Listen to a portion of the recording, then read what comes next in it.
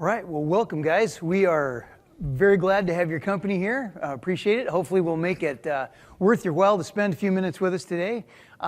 We've got some really neat topics that we're going to discuss a little bit, and this discussion could go on for weeks and months. So we're going to hit some of the highlights and give you kind of an overview of what's available in the area of extended distance clusters, and in particular made available by storage virtualization. So we'll run through a few neat examples and a couple of real-life case studies that have been very, very successful in the real world. So hopefully this will be of some use to you. First of all, we have the disclaimer, the standard disclaimer. So if you want to take a picture of it, if you're really bound, dead set on reading it. And we'll turn the time over. This is the famous Sudhir Balasubramanian. I don't know about the famous and infamous part of it, but welcome, guys. I'm Bala. So I've worked as an Oracle architect for the last 18 years. I joined VMware 2012. So I'm a senior solution architect. I specialize in Oracle technologies. So pretty much I'm part of a three-man SWAT team. So anything and everything to do with Oracle, right? One of us, we fly down to the site. We have to fix it. That's a bit about me, and that's my book. Sorry. Yeah. My first book came out. That's the Virtualizing Oracle Business Critical Applications databases. I have my second release come out probably the end of VMworld, so stay tuned. All yours. All right. And I'm Marlon McNeil. I'm with the Yucca Group out of Albuquerque, New Mexico. I have a degree in computer science and started out my career working as a contractor at Sandia National Laboratories on all sorts of interesting things.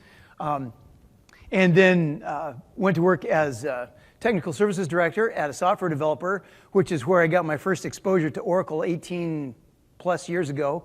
And it's been all either uphill or downhill, depending on your point of view since then. It's been quite a ride. It's been enjoyable. And then 3 years ago, we founded and got the Yucca Group up and going, running. Our specialty is Oracle virtualization on VMware. And we'll show you an example of that as we move along through. There's also the technical editor on virtualizing Oracle for vSphere. We'll show you a little bit about that. That's going to be released here in the next 3 or 4 weeks, probably, if I understand right, from VMware Press. So we'll start off with traditional cluster deployments. Most of you are familiar with that. Then move on to extended distance and discuss some of the differences there, how storage virtualization plays into extended distances and really makes that a viable technology. And then we'll focus a little bit on Oracle Real Application Clusters because they're so prevalent and so useful in many instances. And then vSphere Metro Storage Clusters, which are also incredibly useful.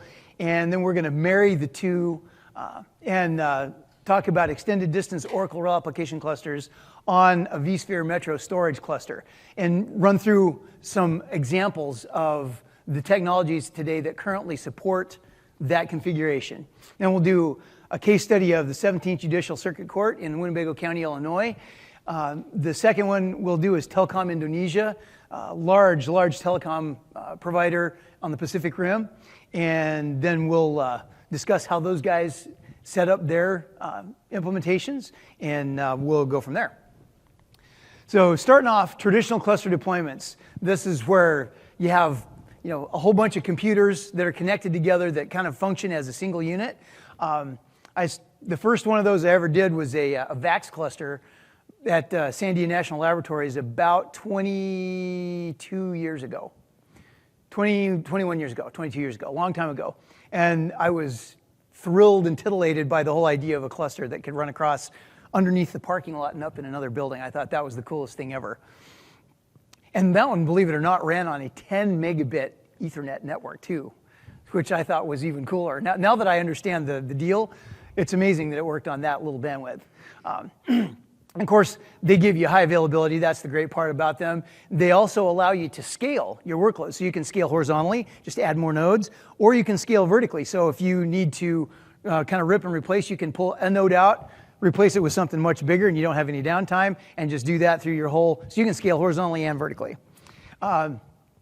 And typically in the past, they've been in a single data center just because wide area bandwidth was obscenely expensive, if it was even available at all. So that made an extended distance cluster scenario pretty difficult to handle. And then, of course, all clusters everywhere since the dawn of time have had basically the same requirements. You have to have shared storage in almost every instance, or some federated storage, which functions as shared storage. And you see that a lot in your hyperconverged architectures today. So Nutanix, SimpliVity, vSAN, stuff like that are along those lines, although they're not the topic of this discussion. But you kind of see that storage federation coming more and more into play. And then, of course, they all require an interconnect between the nodes, right? Oracle Real Application clusters do, vSphere Metro Storage clusters do. And those typically these days require a gigabit of bandwidth. Some of them, and we'll get to these examples in a minute, some can get away with an OC3, which is 622 megabits, but most require a gigabit.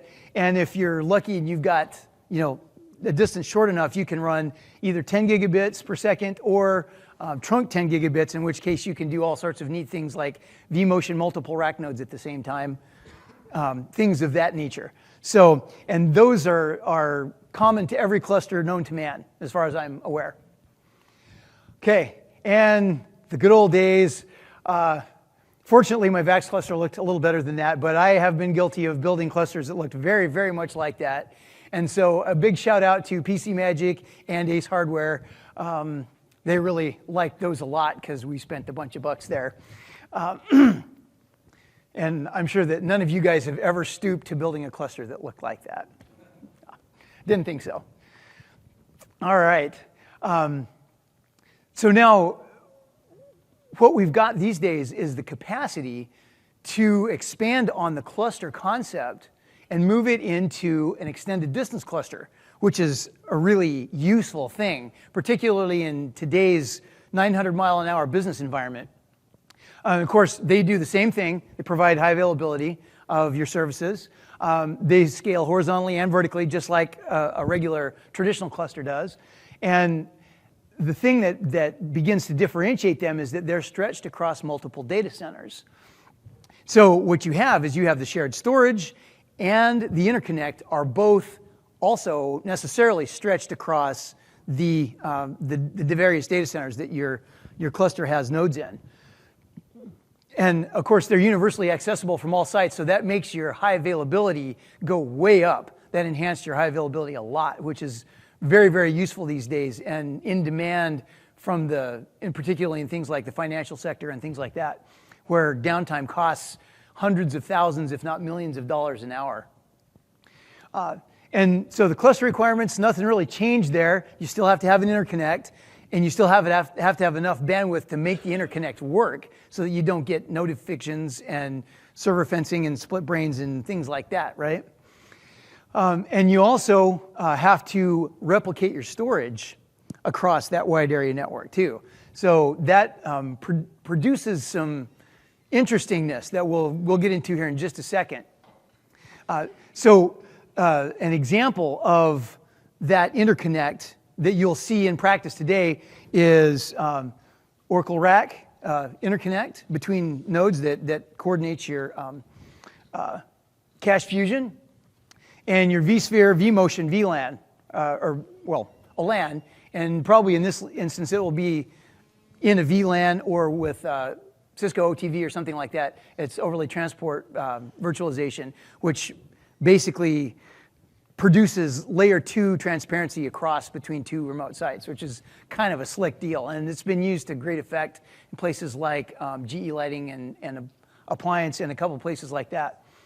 Now, the thing that makes this whole discussion real interesting is the latency issue right there. And that's primarily what we're going to address today, is latency and what technologies have been developed to deal with that latency issue. And that's latency between the sites, okay? So, and for example, Oracle RAC really needs 5 milliseconds or less of round-trip latency between the nodes, otherwise you get node evictions pretty quickly. vSphere Metro Storage clusters need either 5 milliseconds for all the license editions or 10 milliseconds for Enterprise Plus. And most of your storage comes in 2 to 5 milliseconds-ish. It depends on which vendor you've got and things like that, but in that range. So what you're looking at is 5 milliseconds is kind of a common thread that runs through the whole thing. It's kind of the lowest common denominator. All right, so what we're up against here in many instances is we're dealing with just raw physics, right? So light, little photons, travel through a vacuum at 3 times 10 to the 8th meters per second, which is 300,000 kilometers a second. In fiber optic, in glass, they will travel at 2 times 10 to the 8th meters per second, or 200,000 kilometers per second, or 200 kilometers per millisecond, or 124 miles if you're from the US or England, right? So what that amounts to is we have a data packet, and it's going at the speed of light. Oops. This is packet loss. Yes. And there's round trip. Okay, some more packet loss. All right. So that's the deal. First of all, you've got just the raw speed of light going, right? Well, next you've got round trip latency. So let's try this again, see if we can get a round trip latency. Ooh, perfect. Oh, that's great. All right, so there's packet loss. So now we're going to retransmit, right? Okay, so now what you've got there is not only do you have round trip distance or latency, you also have cable distance. So from me to, whoops, sorry about that. From me to Chris in the background there. Oh, by the way, shout out to Chris from Bull for being our catcher in the back there, being a good sport about things. You've got cable distance that almost never goes line of sight, right? So it's circuitous and up and down and around and wherever the conduit goes. So you've got that, but not only that, you also, in the process of that, introduce store and forward hops on all of your routers, right? So what you have is, here you go, Dave. Okay, no deal. All right. So we have, there we go. Perfect. Ooh, check that out. Round trip, awesome. So there we have store and forward, but now you can see that that took a whole lot longer, right, than the original speed of light. So there's a whole lot of factors that factor into that round trip latency. By the way, Merry Christmas, guys. That'll help you relieve some stress there. So the rule of thumb, when you're taking all of this into consideration, all right, is pretty much with every storage cluster and vSphere cluster and Oracle Real Application Cluster, the rule of thumb is about 5 milliseconds latency or less. And if you've got 5 milliseconds or less, then your cluster's pretty stable. Anything above that, all bets are off. So that's the target, is 5 milliseconds. And so an example here is Oracle Real Application Cluster. We'll just use that for an example to illustrate the point. Typically, even though light can go a whole lot further than 50 kilometers in 5 milliseconds, when you start introducing round trip and store and forward and all these kinds of things and maybe some packet loss here and there, typically up to 50 kilometers, it's pretty stable because you have enough wiggle room to get your 5 milliseconds latency. You can get it up to 100 kilometers, but you have to really, really test the heck out of it because sometimes that's on kind of the ragged edge. Now, if you're interested in a methodology for testing that in a virtual environment at little to no cost, we put on a presentation at IOUG Collaborate earlier this spring on how to do that with vSphere so that you could test a production workload in the lab before you hauled off and spent a lot of money with a telecom provider or database, or not a database, but a data center space provider. What am I looking for? Co-location provider. There we go. And so if you're interested in that methodology, come talk to us afterward and we'll get you hooked up with the white paper and even the deck if you're interested on that one. So, and then there's, right here, there's a document from Oracle that talks about all the issues associated with that. There we go. So the use cases for extended distance clusters, certainly in traditional clusters, you have high availability, right? That's the great part about them, and that's what everybody uses those for. Here, we expand that high availability from a single data center to multiple data centers. So now we have high availability across sites, so you can absorb a local disaster and keep right on going. Now, keep in mind that this is disaster avoidance, not disaster recovery, because whatever happens at site A happens at site B less than 5 milliseconds round trip later, right? So they're working real time together. If you need a backup, something that you can recover from, you need a third site that has DR capabilities, like Oracle Data Guard or VMware Site Recovery Manager, something like that that has runbooks that can restore stuff from a previous working state. Of course, then in both of the examples that we have coming up, they balanced workloads across sites because they had a lot of employees here, a lot of employees here, and they were all working locally so that they didn't have to load their WAN bandwidth to work between sites.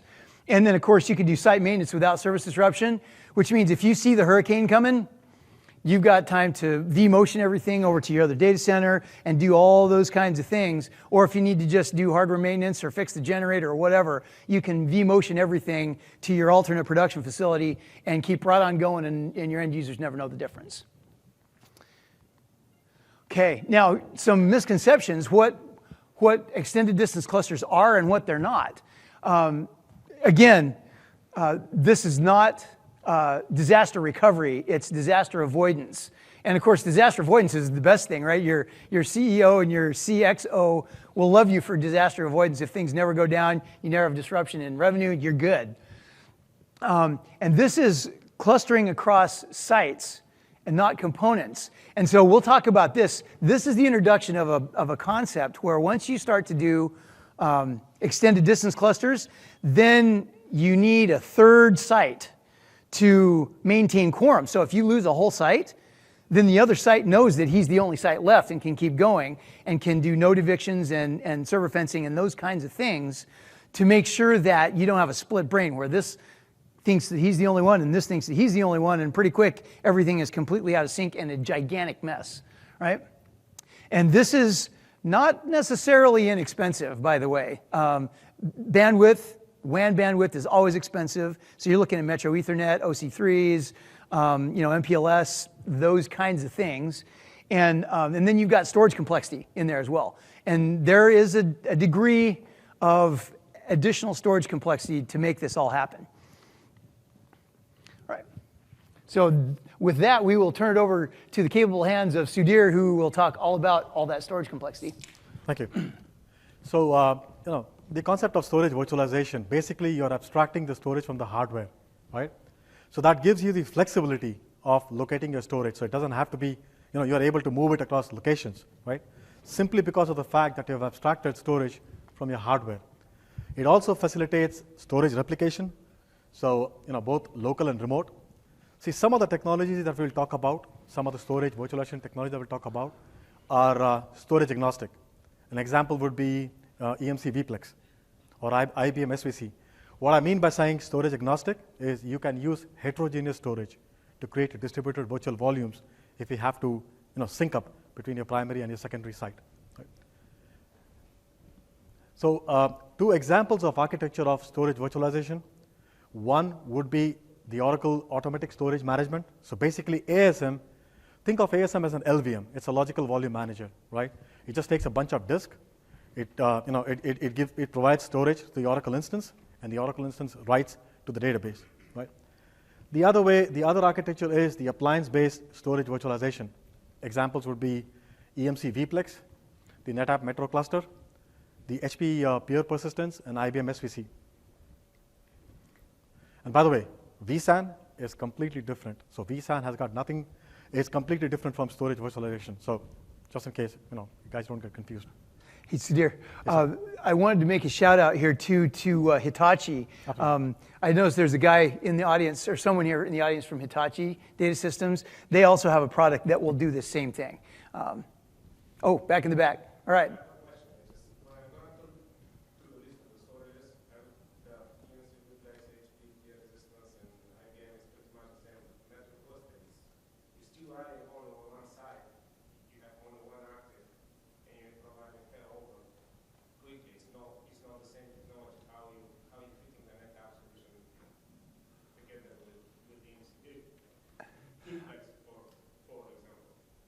think we will be talking about the EMC vPlex and NetApp in a bit, right? So if you can hold your questions till then. Yeah, hang on, we'll address that in a second.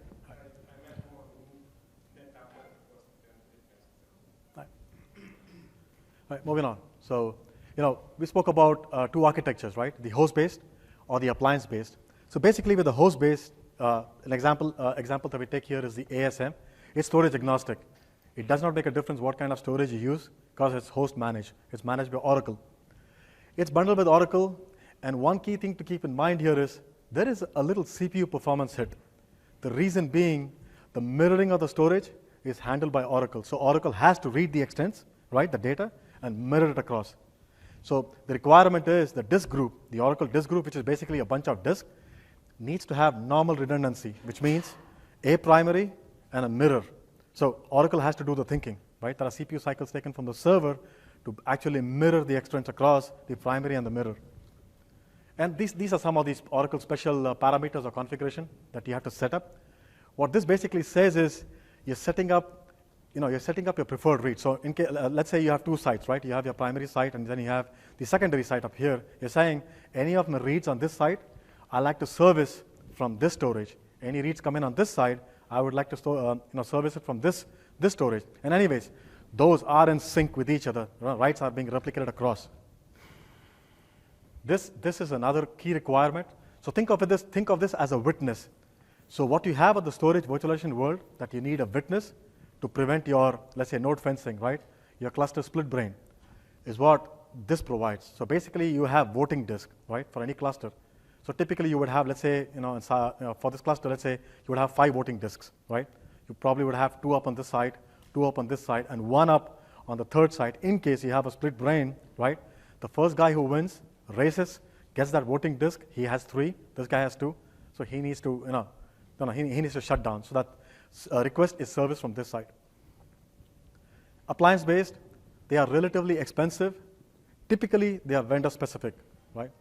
And of course, they do have extra features. So this comes with this price tag. Right. So the same concept, right? You have the storage virtualization. You're stretching it, right? And doing storage virtualization over extended distance. The latency requirements are still the same. So if it's Oracle RAC, it's 5 milliseconds. If it's vSphere storage metro cluster, based on the fact if you have Enterprise Edition or Enterprise Plus, it's 5 millisecond or it's 10 millisecond. Storage typically, like what Marlin said, 2 to 5 is what we see. And it frequently requires matching vendor appliances. You would have to have a like-to-like. I mean, you cannot deploy heterogeneous vendor appliances for storage virtualization using a storage base. Excuse me. This could be bandwidth intensive because it depends upon the data and the rate of change of data that's happening, that you're shipping over the WAN. Some benefits of storage virtualization. I think the most important benefit here is the non-disrupted data migration. You're able to replicate the volumes, right? Synchronous and asynchronous. An example of synchronous would be a EMC vPlex Metro. Example of asynchronous would be a vPlex Geo. You're able to create storage pools from heterogeneous storage, right? You don't need to have like storage, right? You could have either a Hitachi or an HP or an IBM or an EMC or a NetApp, right? And basically you're curving virtual volumes and presenting it up to the servers. Example of such kind of technologies would be EMC vPlex, IBM SVC. And the thing is, some of the vendors also provide the storage virtualization technology as virtual appliances. The example is the EMC vPlex VE. Oh, sorry. Okay. All right. Thanks, guys. So now, how many folks are asleep? Wake up. Just stop.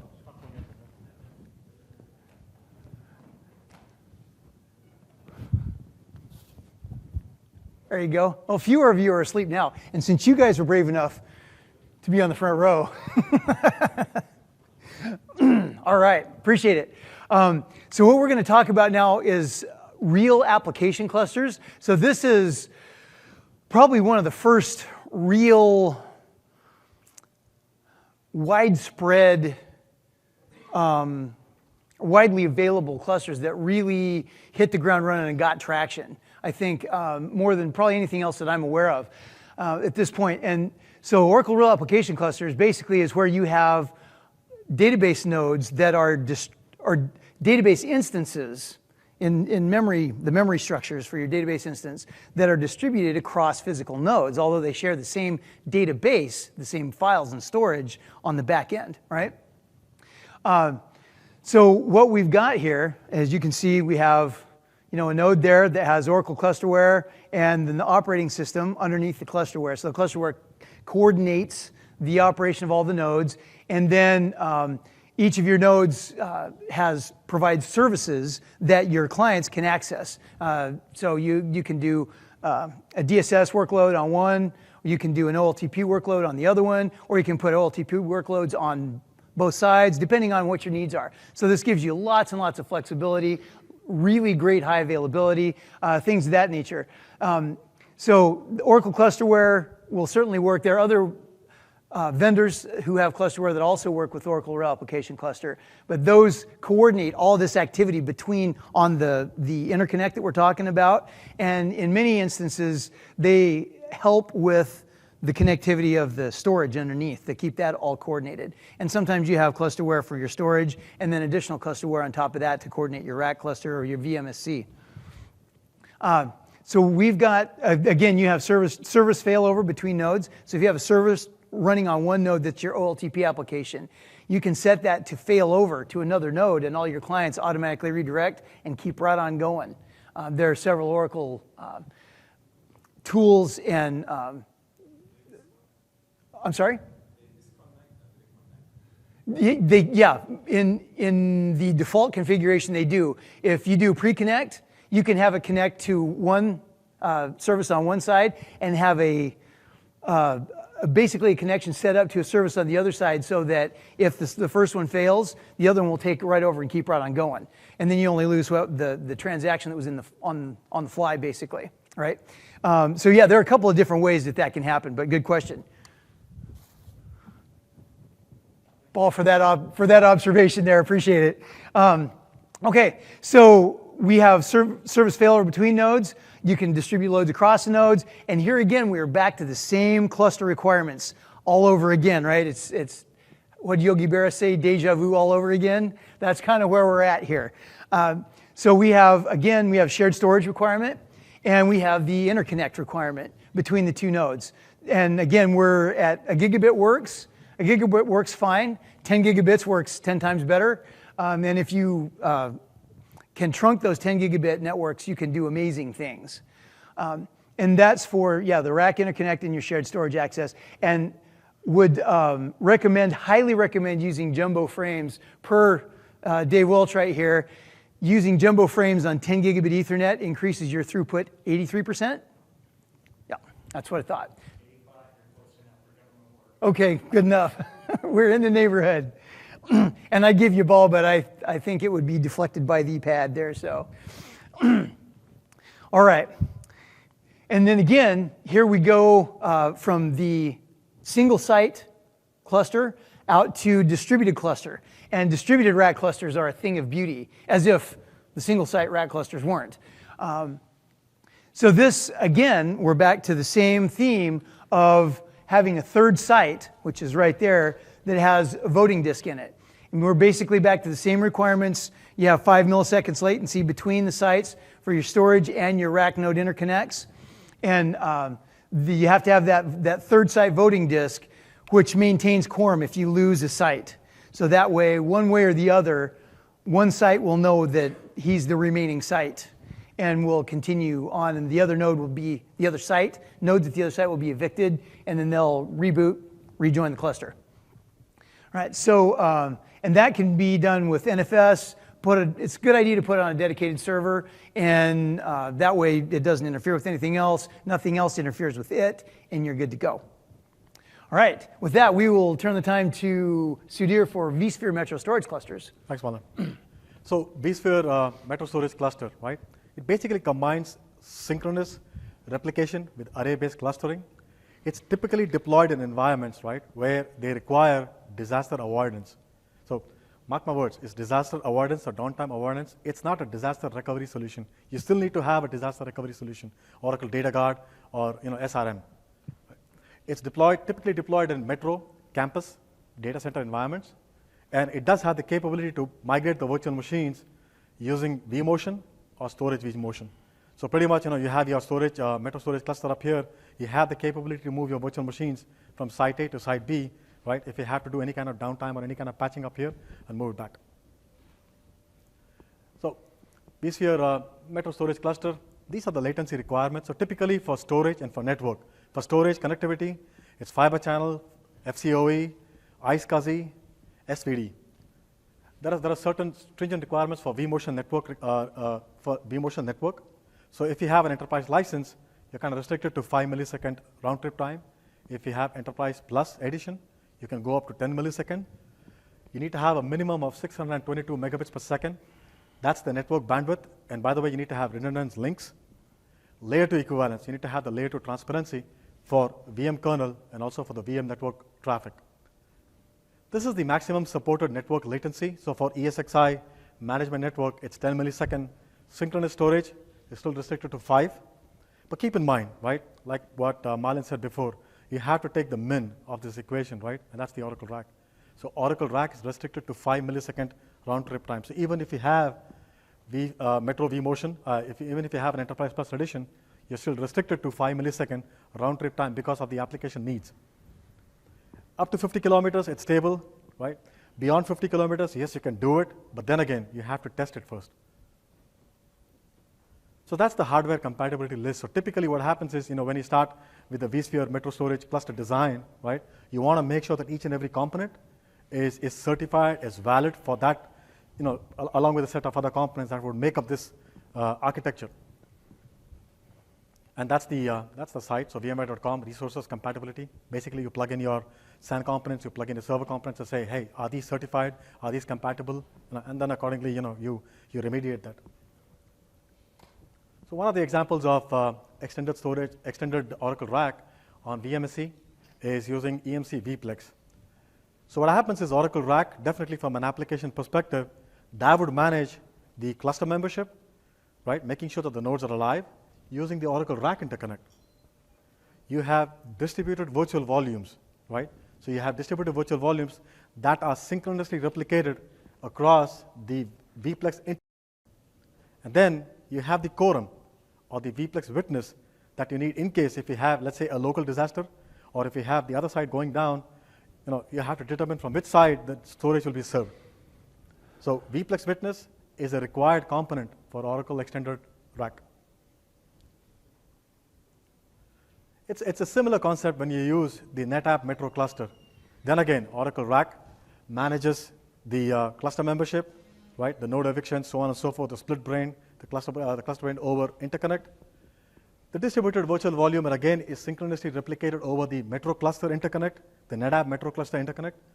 In this case, what you have is you have a tiebreaker. It's a Windows service, or you have an on-command unified manager. It's a Unix daemon. So basically, use those two daemons to determine, okay, is this site down, or is this site down, or is that a WAN disconnect, right?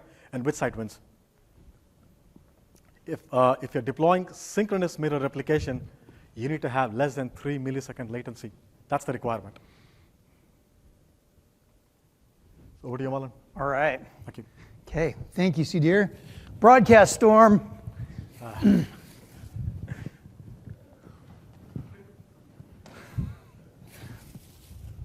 Oh, there you go.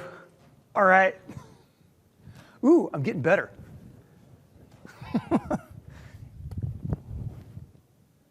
Oh, shoot. Close. That was very good. You guys are going to have to go try out. You got it. There we go. All right. So yeah, Chris was a catcher way back in another life. And so, yeah, and right here, you're going to have to go try out for the 49ers. This catch like this, that was great. That was a Jerry Rice style. I haven't seen a catch like that in a while. That was awesome. All right. So what we're doing here is this is a third example of technologies that exist out in the world today, in the wild, if you will, of using storage virtualization to help support vSphere Metro storage clusters and Oracle Real Application clusters. So what we've got, this one here is HP Pure Persistence.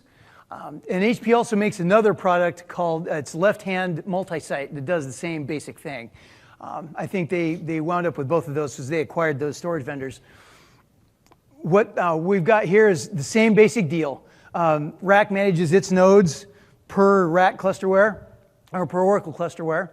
And the virtual volumes are synchronously replicated across between the sites right there with the 3-par store serve appliances on both sides. And that's what kind of keeps the whole thing glued together. Now, again, we're back to this third site concept again. And that's a common theme that you're going to see run through all of the extended distance clusters, is that they all need a third site to keep things up and running in the event of a failure at one site or the other. So what 3-par does is they use a quorum witness, which is just a VM that can be running on ESXi, doesn't matter where. It needs to be a third site, a third physical site, to keep things sane from a node fencing and split brain perspective. And the storage switchover using the store serve appliances is transparent. It's transparent failover and transparent failback. Here again, the IP subnet needs to present layer 2 transparency. So here in a situation like this, something like Cisco OTV, which is overlay transport virtualization, is a very, very useful thing because that makes it appear that this site and this site, although they may be on separate IP networks at the lowest layer, at the highest layer, have a consistent, they're on the same broadcast domain, they have the same layer 2 network so that they can talk to each other on a peer-to-peer level the way that they need to, as they would in a local data store, or in a local data store, local data center. So that's pretty much pure persistence. They're all very, very similar. And IBM SVC, same kind of deal. Again, you have the RAC is managing itself on top of the vSphere Metro Storage Cluster. The virtual volume is replicated underneath with the SVC interconnect. And SVC is SAN Volume Controller, by the way. That's what that stands for. And SVC still has the third site approach. They just implement it a little different way. They have 3 disks. They have a quorum disk and 2 alternate quorum disks. Just for, they can absorb all kinds of failures at both sites. Then this one is classified as uniform host access because it's visible both directions. Okay, and that's kind of a unique feature of SVC. Now this one here, SVC will support up to 300 kilometers distance, but then again, the real application cluster with 5 milliseconds pulls that back down. So the cleaner you can get your number of hops and things on your WAN in between, the further distance you can make that. So you can approach, the speed of light version of 5 milliseconds as opposed to the multi-hop version of 5 milliseconds. Okay, so what we have are 2 case studies, real world, real life, on the ground, made it happen, are in production today case studies of how folks did this. First one is the 17th Judicial Circuit Court in Winnebago County, Illinois. It's a large county, a few miles, about 55, 60 miles outside of Chicago, up near the Wisconsin border. They have 325 or so full-time users and about 3,000 users who hit this application from time to time. And they're working basically on an OLTP court case management system that is based on an Oracle backend. What they needed was 24/7 operation. They needed 5 nines availability. They've got jail personnel who need access to that for when is a defendant to be released and those kinds of things. The police department needs to look up warrants, all that kind of stuff. They had 2 concurrent production sites with a bunch of users at both sites. They were requiring 0-second RPO, like no data loss, 0 data loss, and essentially 5-second RTO, or recovery time objective, so that everybody, if something went down, everybody would essentially continue to work real time. What they had going into this project was 2 single mode gigabit fiber lines between their 2 sites. These 2 sites were about, 600 meters apart down the street from each other, and it was about a kilometer cable distance, but still not bad.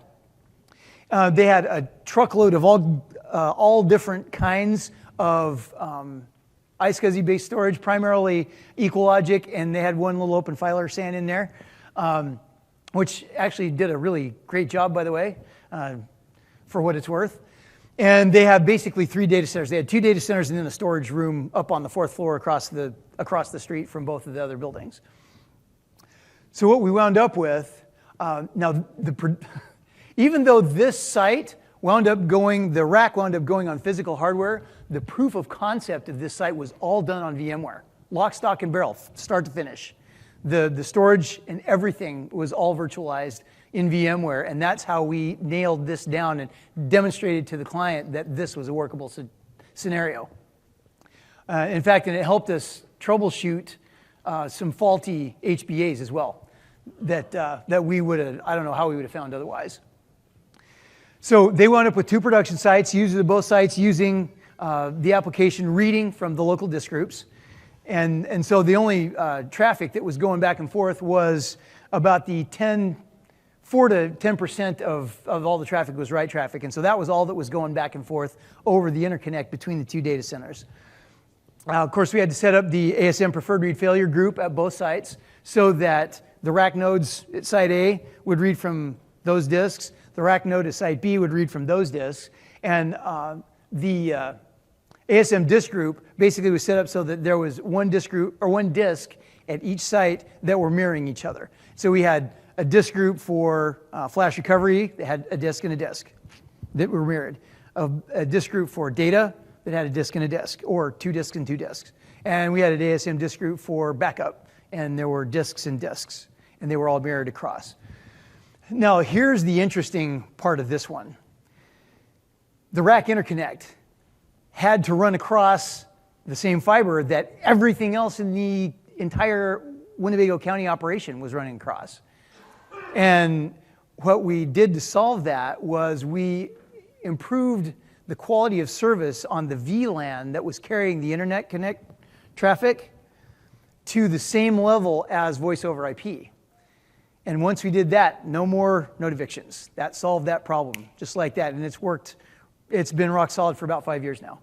So that is doable. Just give it the highest quality of service, and it'll work just fine. And we ran the data replication between the data volumes on the same fiber. It just was at a lower priority, so that all the interconnect traffic went first, and everything works great. And then what they had was a 3rd site up in the data center where the little open filer SAN was that was the voting disk.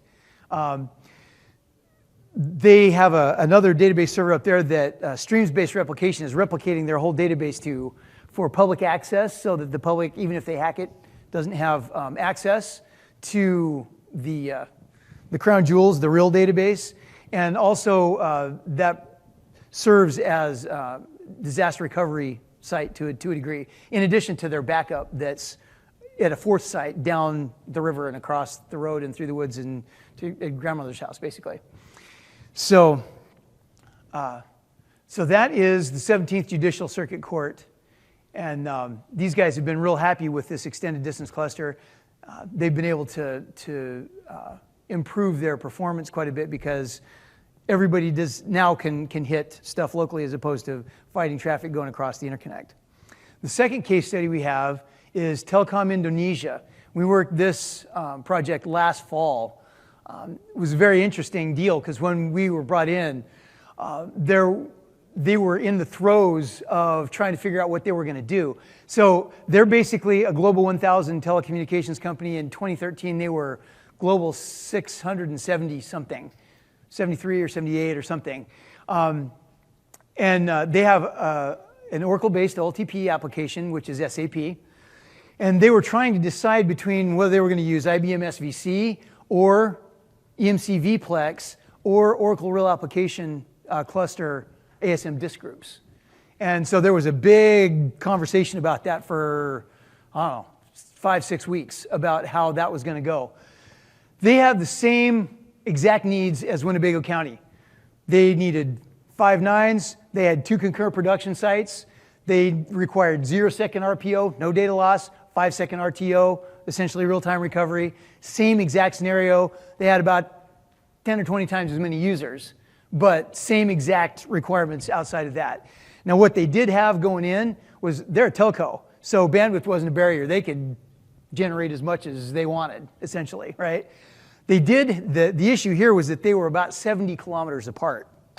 And so that's kind of on the ragged edge, especially for a workload like that. So that was where a lot of the discussion centered around is 70 close enough?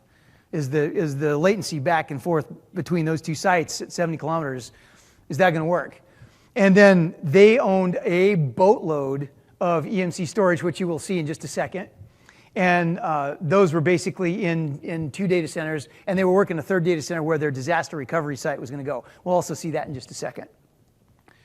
So what they wound up with was they went with EMC vPlex primarily because all the storage they owned was EMC, so that was kind of a natural fit. Even though some of the other solutions solved some other problems, I think that was probably the best overall fit for them.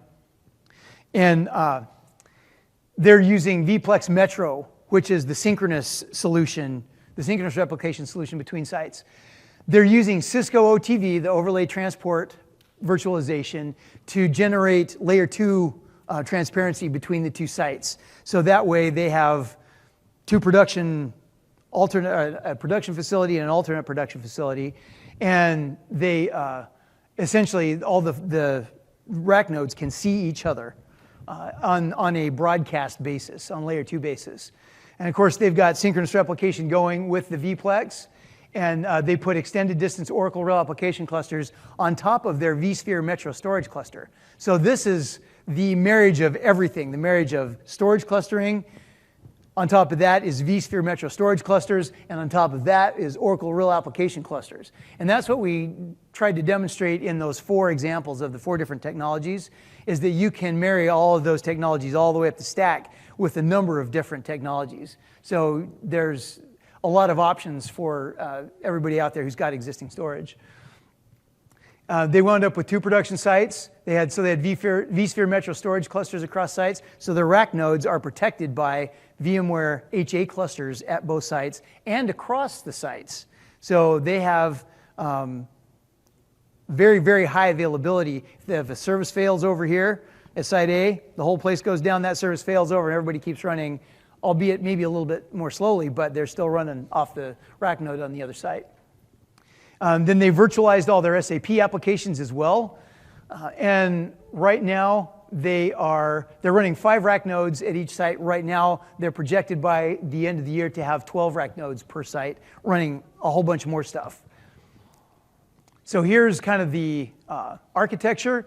They have 1 data center right there. You can see they have a Metro storage cluster, and all of this goes up to the virtual LUN, which supports the OTV layer 2 IP network across there. And that is the substrate for the ESXi cluster, and then on top of that, right here is the Oracle Real Application cluster, even though they didn't put that in this document. And then they're using Oracle Data Guard and VMware Site Recovery Manager at a 3rd site for disaster recovery as opposed to disaster avoidance like we have here. And then, although they don't show it here, they do show it in the next site. I thought they did. They also have a 3rd site, which I believe is right here, where their witness VM lives, that makes sure that you always have quorum in your cluster. So they have VMAX at both sites, and then a matching set of VMAXs at the disaster recovery site. So they're covered. If they happen to lose both of these sites, then it's not very long. They push the big red button. SRM runs up their data at the disaster recovery site, and off they go. But those two sites are active, right? These two sites are active. That is correct. Yeah, these two sites are active. This one is basically controlled by Site Recovery Manager. So yeah, there's some, probably an hour and a little bit of time to get everything up and running at the other site. So what is the recommendation? Would that be a good recommendation to have configured for your environment versus just using SRM? It depends on what your requirements are. If you've got the kind of money that you need, and keep in mind that this is not cheap, right? But if you've got the kind of money to do that and you have a legit 5 nines requirement, that is a fabulous way to do it. Because I'm really close to being there. It's just we're taking advantage of the high availability within the VMs and the clustering on our primary site. But if we wanted to do a failover or even a DRE exercise, we would use SRM in that situation. But we don't have an active configuration Right. at all. Oh yeah, Right. SRM is wonderful for disaster recovery. It's one of the best things I've ever seen. But yeah, if you're really bent on high availability, active in addition to SRM is a really fine way to go. Yeah, no, thanks for pointing that out. An example like this, so those are the active, and then on the third site, that's where they have the fast data guard now? Correct. Yeah, that's right. That's right. So yeah, the data is being replicated over there as fast as they can get it there, and then SRM has got everything else. And so not only is DataGuard replicating Oracle data over there, the storage, the vPlex engines are replicating data over here as well. So all the data is being replicated at both sites. That way, when you start off with SRM, you run everything else up, then you can run your Oracle nodes up, and then use the Oracle recovery to get a nice clean recovery so that your Oracle database isn't corrupted. Yeah, you bet. That's right. And then, yeah, then off they go. So they may have a little bit of data loss. My guess is in that neighborhood, they probably have less than 1 minute RPO. This seems like something you would draw on a cocktail napkin, not something. Exactly. Yeah, no, this is real live. This is in production as we speak. And yeah, so that works very, very well for them. All right. So at this rate, Good. So these are a couple of important links, right? References. So definitely, if you want to do a little deep dive, they are provided for your. yeah, you bet. Yeah. There's all of this stuff. All those cluster or the technologies that we mentioned are in these KB notes. So you can check those out and get a bunch of detail on each one of those. There are actually some other KB notes as well that we discovered later, but so you can check those out as well. And at this rate, we'd like to acknowledge Todd Hughes with the 17th Judicial Circuit Court, who helped us out a bunch. Halim Sulismano, Vice President of Telecom Indonesia. Wayne Specht with Hewlett-Packard, Don Kerouac with EMC, who were very helpful, and Greg Lockmiller with NetApp, who pitched in a bunch. Yeah, I'd also like to thank Inu, Don, Duncan, and Lee, VMware. So they gave us very important insights when we were coming up with the session. So a big shout out to them. All right. So questions? Yes. Is the distributed log manager and Oracle RAC updates to the database or accomplish So the Oracle Clusterware, the Oracle Clusterware has the DLM, the Distributed Log Manager, right? That coordinates, updates to the database. So basically, if you have a block up here, right, and let's say the block is consistent, and a node up here says, I need the block gets shipped over the Oracle Cache Fusion, the Oracle RAC interconnect. At some point of time, when it has to flush it, the DLM decides, right, which node is the master, and that block gets flushed over. But yes, it's the DLM that does the block updates.